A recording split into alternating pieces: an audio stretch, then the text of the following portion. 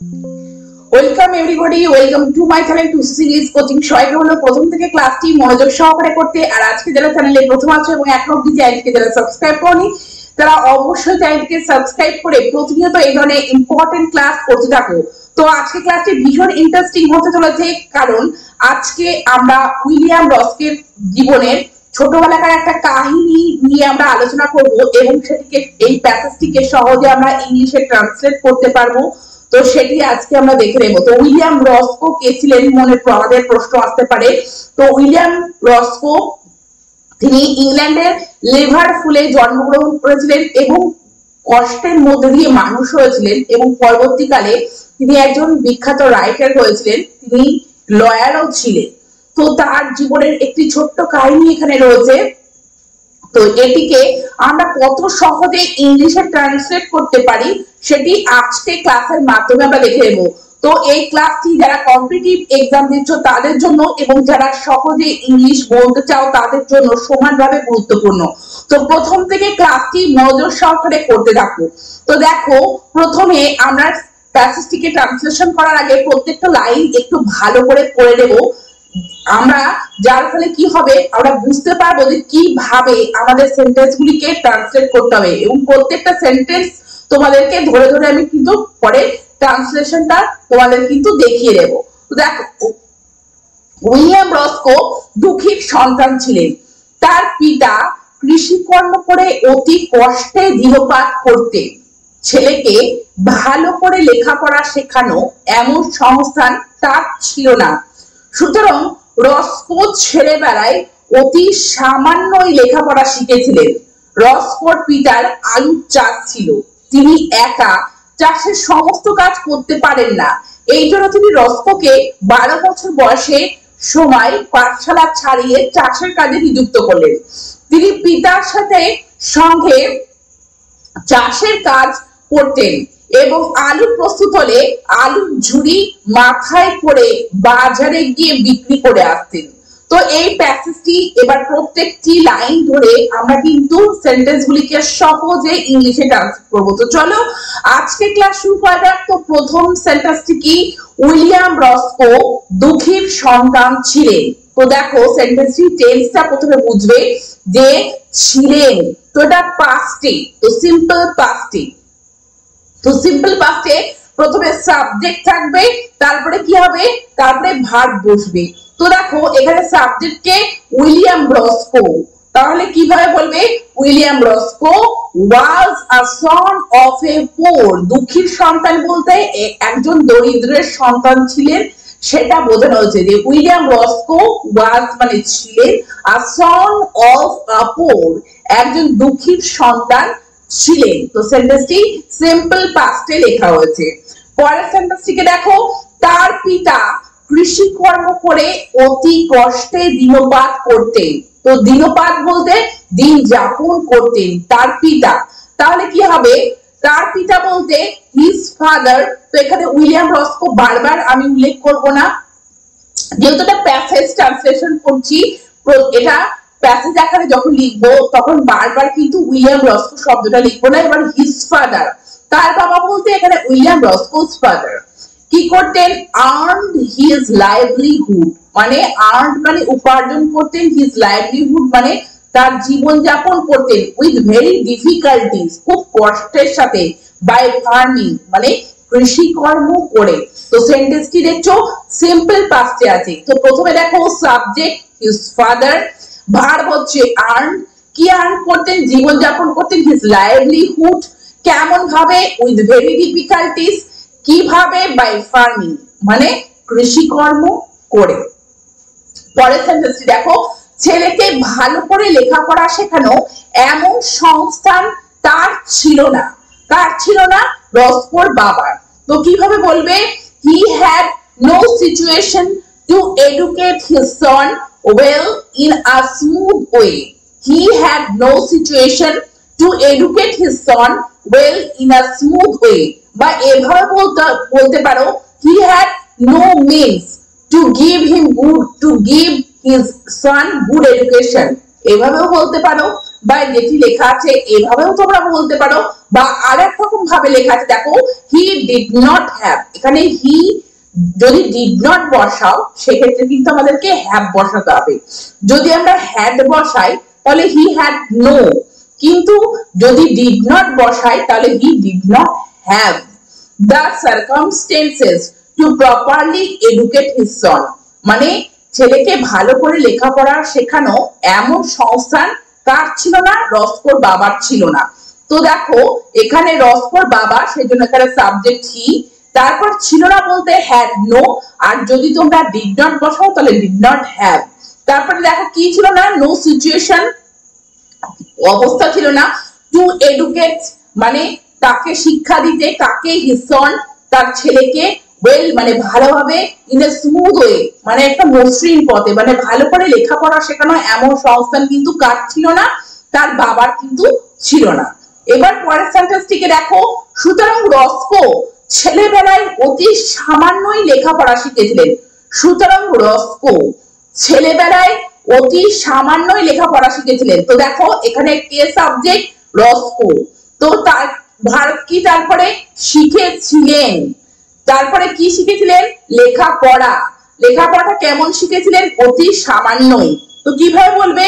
So মানে সুতরাং একটা কমা দিয়ে দেবে, রস্কো লার্নড, রস্কো লার্নড মানে রস্কো শিখেছিলেন, কি শিখেছিলেন? আ ভেরি লিটল মানে খুবই অল্প শিখেছিলেন। So Roscoe learned a very little in his childhood, মানে তার ছেলেবেলায়, ছেলেবেলায় রস্কো খুবই সামান্য লেখাপড়া শিখেছিলেন। তো দেখছো সেন্টেন্সটি কিন্তু সিম্পল পাস্ট টেন্সে রয়েছে। এবার পরের সেন্টেন্সটি দেখো, রস্কোর পিতা আলু চাষ ছিল। রস্কোর পিতার কি চাষ ছিল? আলু চাষ করছিল, মানে রস্কোর পিতা নিয়মিতভাবে কি করতেন? আলু চাষ করতেন, এটাই বলা হয়েছে। তো কোনো কিছু নিয়মিতভাবে করা, সেখানে আমরা কি ব্যবহার করতে পারি? ইউজ টু ব্যবহার করতে পারি। দেখো Roscoe's father use to cultivate potatoes, এভাবেও তোমরা বলতে পারো, বা এভাবেও বলতে পারো রস্কোস ফাদার গ্রিউ পটাটোস, মানে রস্কোর বাবা বা পিতা, পিতার আলু চাষ ছিল, মানে নিয়মিত তিনি আলু চাষ করতেন। তো ইউজ টু কালটিভেট কোনো অতীতের অভ্যাসগত বা নিয়মিত যে কাজ চলতো সেটা বোঝানোর জন্য ইউজ টু বসাতে পারো, বা এইভাবেও লিখতে পারো রস্কোস ফাদার গ্রিউ পটাটোস, এভাবেও লিখতে পারো সিম্পল পাস্ট টেন্সে। এবার পরের সেন্টেন্সটিকে দেখো, তিনি একা চাষের সমস্ত কাজ করতে পারেন না, এই জন্য তিনি রস্কোকে 12 বছর বয়সের সময় পাঠশালা ছাড়িয়ে চাষের কাজে নিযুক্ত করলেন। তো দেখো এই সেন্টেন্সটি অনেকটা বড় রয়েছে, এটাকে আমরা ভেঙে ভেঙে আমরা পড়ার চেষ্টা করব। তো প্রথমে দেখো, তিনি একা চাষের সমস্ত কাজ করতে পারেন না। তো তিনি বলতে কে? রস্কোর ফাদার। তো এখানে হি দেবে, করতে পারেন না বলতে কুড নট ডু। তো কিভাবে বলবে জিনিসটা প্রথমে দেখে নাও সেন্টেন্সটা, তারপরে তোমাদেরকে আমি বুঝিয়ে দিচ্ছি। Roscoe's father could not do all the work of cultivation. তো দেখো তিনি একা চাষের সমস্ত কাজ করতে পারেন না।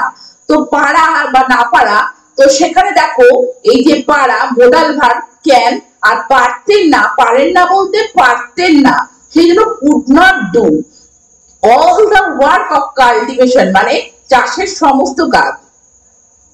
এই জন্য দেখো, এই জন্য বলতে দ্যাটস ওয়াই তিনি রস্কোকে 12 বছর বয়সের সময় পাঠশালা ছাড়িয়ে চাষের কাজে নিযুক্ত করলেন। তাহলে তিনি বলতে সরি রস্কোস ফাদার।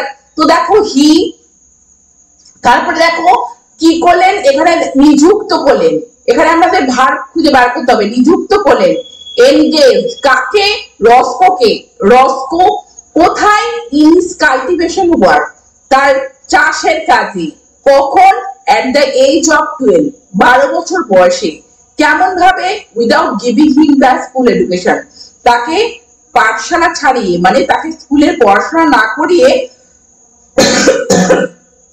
তাকে তিনি কি করে, যে তিনি কাল্টিভেশনের কাজে তাকে নিযুক্ত করেছিলেন। তো তোমরা দেখলে যে এই বড় সেন্টেন্সটিকে আমরা ভেঙে ভেঙে কত ছোট এবং কত সহজে ট্রান্সলেট করতে পারি ইংলিশে। তো দেখো Roscoe's father could not do all the work of cultivation. That's why he engaged. কাকে এনগেজ করছিলেন? রস্কো। কোথায়? in his cultivation work. কত বছর বয়সে? at the age of 12. কেমন ভাবে? without giving. দেখো এখানে প্রিপজিশন উইদাউট, তার জন্য এখানে জেরান্ড হিসেবে দেখো গিভিং, উইদাউট গিভিং হিম দা স্কুল এডুকেশন, স্কুলের পড়াশোনা না করিয়ে 12 বছর বয়সে তাকে চাষের কাজে নিযুক্ত করিয়েছিলেন। এবার পরের সেন্টেন্সটিকে দেখো, তিনি পিতার সঙ্গে চাষের কাজ করতেন এবং আলু প্রস্তুত হলে আলুর ঝুড়ি মাথায় করে বাজারে গিয়ে বিক্রি করে আসতেন। তো সেন্টেন্সটিকে আমরা প্রথমে বুঝে নেব, তিনি পিতার সঙ্গে চাষের কাজ করতেন। তাহলে প্রথমে আমরা এইটা দেখে নেব যে he did the cultivation work with his father, তিনি পিতার সাথে চাষের কাজ করতেন। তাহলে কে? রস্কো। তো এখানে তোমরা হি না বসে রস্কো বলতে পারো, যে Roscoe did the cultivation work with his father and, এবং আলু প্রস্তুত হলে and when the crop was ready, মানে ফসলটা যখন প্রস্তুত হয়ে যেত, he placed the basket of potatoes on his head, তিনি কি করতেন? প্লেস মানে রাখতেন। কি রাখতেন? the basket of potatoes মানে আলুর ঝুড়ি কোথায় রাখতেন? on his head, তার মাথার উপর। এবং দেখো কি করতেন? ভেঙে নাও, এখানে কম্পাউন্ডে করো, and carried them, ওই ঝুড়িগুলোকে বহন করে নিয়ে যেতেন কোথায়? to the market, বাজারে। কিসের জন্য? for sale, বিক্রির জন্য তিনি বাজারে নিয়ে যেতেন। তোমরা এভাবেও সেন্টেন্সটিকে লিখতে পারো, he worked বা রস্কো worked with his father on the farm, মানে রস্কো চাষের কাজ করতেন বাবার সাথে বা পিতার সাথে, তার পিতার সাথে। and when the harvest was ready বা crop was ready, এটা লিখতে পারো, he carried the basket of potatoes on his head to the market to sell, বিক্রি করার জন্য কোথায় নিয়ে যেতেন? আলুর ঝুড়িগুলো বাজারে নিয়ে যেতেন। তো প্রত্যেকটা সেন্টেন্সকে তোমরা ভেঙে ভেঙে প্রথমে বুঝে নেবে, তারপরে তোমরা কিন্তু ইংলিশে ট্রান্সলেট করবে। তো দেখো এখানে সাবজেক্ট হচ্ছে হি, কাজ কর, তারপরে ভার্ব বসাতে হবে ওয়ার্ক, কার সাথে? উইথ হিজ ফাদার, তার বাবার সাথে। কোথায়? অন দা ফার্ম, চাষের কাজ করতেন ফার্মে। এবং দেখো এন্ড আলু প্রস্তুত হলে when the crop was ready, when the crop was ready, তোমরা এভাবে বলতে পারো when the harvest was ready, তিনি কি করতেন? he carried, কি ক্যারিড করতেন? the basket of potatoes on his head, তার মাথায় আলুর ঝুড়িটা বহন করতেন। কোথায় যেতেন? to the market, মার্কেটে যেতেন to sell, বিক্রি করার জন্য। তো তোমরা দেখলে রস্কের জীবনের কাহিনীটি, এই ছোট্ট প্যাসেজটিকে আমরা কত সহজে ইংলিশে ট্রান্সলেট করলাম। তো তোমরা এইভাবে ইংলিশে ট্রান্সলেট করার চেষ্টা করো এবং বিভিন্ন পরীক্ষা বসার আগে প্র্যাকটিস অনর্গল করতে থাকো, আর চ্যানেলটিকে সাবস্ক্রাইব রেখে প্রতিনিয়ত ক্লাস করতে থাকো। Thank you very much, thank you for watching this video.